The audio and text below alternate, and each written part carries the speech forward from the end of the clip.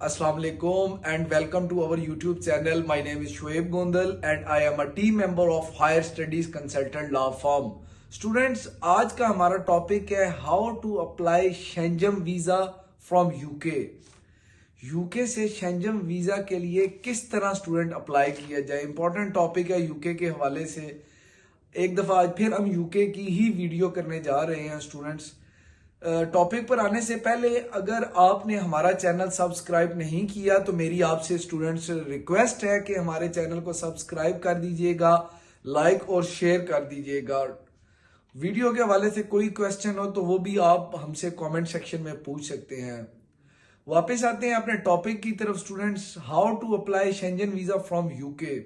Students, अगर तो आप शेंजन के वीज़े के लिए अप्लाई करना चाह रहे हैं या छुट्टियों में स्टडी के दौरान या पीएसडब्ल्यू के दौरान जाना चाह रहे हैं शेंजन में, तो बेहतर यही है कोशिश करें कि आप खुद से सीखें अप्लाई करना।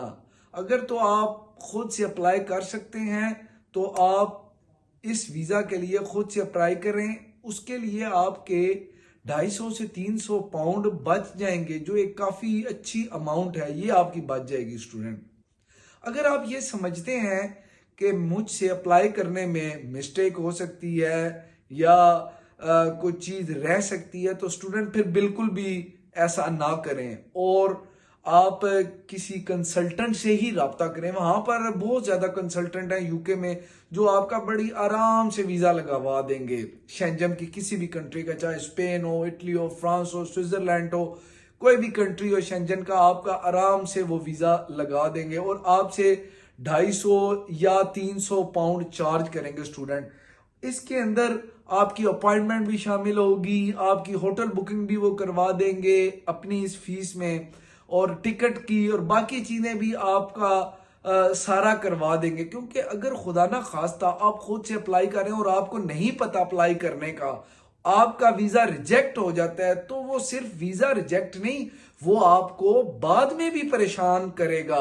क्योंकि एक रिजेक्शन आपके वीज़ा के ऊपर, पासपोर्ट पर लग जाएगी तो वो आपके लिए मजीद परेशानी का बायस बनेगी। जब आप किसी और कंट्री में जाना चाह रहे होंगे, लाइक आप दोबारा शेंजन जाना चाह रहे हैं या यूएसए जाना चाह रहे हैं या कनाडा, ऑस्ट्रेलिया वगैरह, तो ये चीज़ आपको परेशान करेगी। स्टूडेंट्स, ये बहुत एक अच्छी चीज़ है अगर आप शेंजन की किसी कंट्री का वीज़ा लगवाते हैं, वो आपकी एक ट्रैवल हिस्ट्री बन जाती है। फ्यूचर में आपको ये बहुत ज़्यादा काम आ सकती है। मैं तो स्टूडेंट यही सजेस्ट करूंगा कि आप ज़रूर एक से, अगर आप बैचलर डिग्री में जो 3 साल की डिग्री है, आप कम अज कम वन टाइम आप जरूर जाएं शेंजन कंट्री, ताकि आपकी ट्रैवल हिस्ट्री हो। वहां से साथ साथ वो सारे कंट्रीज हैं, एक से दूसरी कंट्री, दूसरे तीसरी कंट्री 5 दिन 10 दिन स्टे करके। जैसे कि क्रिसमस आ रहा है, क्रिसमस की लंबी छुट्टियां होती हैं यूके में, राउंड अबाउट 1 मंथ तक, तो आप आराम से 3 से 4 कंट्रीज 4-5 दिन के वक्फे से वहां से ट्रैवल करके आ सकते हैं। वो आपको फ्यूचर में बहुत ज्यादा फायदा देगा। अगर आपने ऑस्ट्रेलिया जाना होगा, कनाडा जाना होगा, यूएसए जाना होगा या इन कंट्रीज में जाना होगा, तो आपके लिए वो एक ट्रैवल हिस्ट्री आपकी बन जाएगी स्टूडेंट, वो आपको बहुत फायदा देगा। तो स्टूडेंट्स, अब आपको शेंजन वीजा के लिए जो डॉक्यूमेंट्स रिक्वायर होते हैं, जब आपकी अपॉइंटमेंट होती है, जो आप को डॉक्यूमेंट्स रिक्वायर्ड होते हैं वो आपको बताएंगे। लेकिन उससे पहले आपको 2 से 3 क्वेश्चन बता दें जो जब आपकी अपॉइंटमेंट होगी, जो आपसे सवाल हो सकते हैं। वो आपसे यही पूछा जाएगा कि आप कहाँ जा रहे हैं, कितने अरसे के लिए जा रहे हैं, कौन सी कंट्री है, किस होटल की आपकी बुकिंग है। ये 3 से 4 नॉर्मल से क्वेश्चन है, रूटीन के क्वेश्चन है। ये वो आपसे पूछ सकते हैं जो तमाम लोगों को, तमाम स्टूडेंट्स को इन सवालों का जवाब पता है, क्योंकि हर किसी को पता है वो किधर जा रहा होता है, उसने क्यों कराई है। अब स्टूडेंट्स, उन डॉक्यूमेंट्स की बात कर लेते हैं जो आपको रिक्वायर होते हैं, जो आपका कंसल्टेंट तैयार करके आपको देता है जब आपकी अपॉइंटमेंट होती है। उसके बारे में आपको थोड़ा सा स्टूडेंट मैं गाइड करता हूं। उसमें सबसे पहले आपको पासपोर्ट चाहिए होता है, पासपोर्ट और उसकी एक कॉपी आपको रिक्वायर्ड होती है, वो आपने साथ लेकर जाना होती है। इसी तरह बीआरपी और उसकी एक कॉपी आपको रिक्वायर्ड होती है, वो आपने साथ लेकर जाना होती है। नंबर 3 पर आ जाता है लेटेस्ट स्टूडेंट लेटर, अगर तो आप स्टडी कर रहे हैं, स्टडी के दौरान शेंजन कंट्री जा रहे हैं, तो उसके लिए आपको आपका स्टूडेंट लेटर चाहिए। इसी तरह अगर आप पीएसडब्ल्यू में है, एम्प्लॉयमेंट में है, तो आपका एम्प्लॉयमेंट लेटर चाहिए होता है स्टूडेंट। इसी तरह 3 माह की पे, लास्ट 3 मंथ की जो पे स्लिप है वो आपको चाहिए होती है, वो भी आपने साथ लेकर जाना होती है। इसी तरह 5वें नंबर पर है, आपको अपनी एक तस्वीर की जरूरत होती है, पासपोर्ट साइज की विद वाइट बैकग्राउंड। इसी तरह नंबर 6 पर है होटल बुकिंग कंफर्मेशन। आपको पास वो लेटर आपको देगा आपका कंसल्टेंट, जिस पर होटल बुकिंग होगी वो आपको निकाल कर दे देगा। उस पर लिखा होगा कि ये होटल बुकिंग है जी, ये होटल बुक कराई थी इस टाइम से लेके इस टाइम तक होटल की बुकिंग है, फलां फलां नाम पर है, जो भी आपका नाम है। इसी तरह पॉइंट नंबर 7 है, आपके फ्लाइट टिकट्स की कॉपी आपके पास होनी चाहिए ताकि वहां से पता लगे यस मैं जा रहा हूं।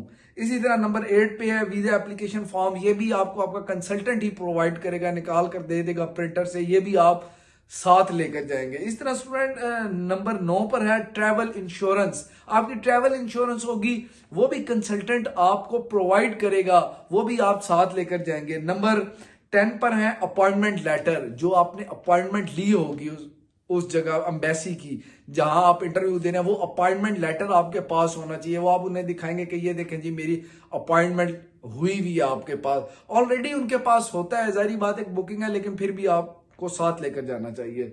नंबर 11 पर है 4 माह की बैंक स्टेटमेंट है स्टूडेंट, 3 से 4 माह की बैंक स्टेटमेंट। और बैंक स्टेटमेंट कितनी है? ये है 3000 पाउंड की बैंक स्टेटमेंट। तो स्टूडेंट ये नहीं हो सकता अगर आप यूके आते हैं स्टडी वीजा पर तो आप फौरन शेंजन चले जाए, ये पॉसिबल नहीं है स्टूडेंट, क्योंकि देखे ना वो 3 से 4 माह की बैंक स्टेटमेंट मांग रहा है। तो डेफिनेटली अगर आप 3 से 4 माह वहां पर रहे होंगे तब ही आपकी ये बैंक स्टेटमेंट बनेगी ना, जाते ही तो नहीं बन सकती। तो इसी तरह स्टूडेंट 3 से 4 माह की बैंक स्टेटमेंट रिक्वायर्ड होती है। नंबर 12 पर आ जाता है शेयर कोड। ये शेयर कोड कैसे निकलते हैं? आप गूगल पर जाएंगे, वहां पर शेयर कोड लिखेंगे और सबसे जब नीचे आएंगे तो वो आपसे ऑप्शन मांगेगा, वहां पर आप कंफर्मेशन का क्लिक करेंगे तो वहां पर आपने अपना सामने बीआरपी नंबर डालना होगा। जब आप वो डालेंगे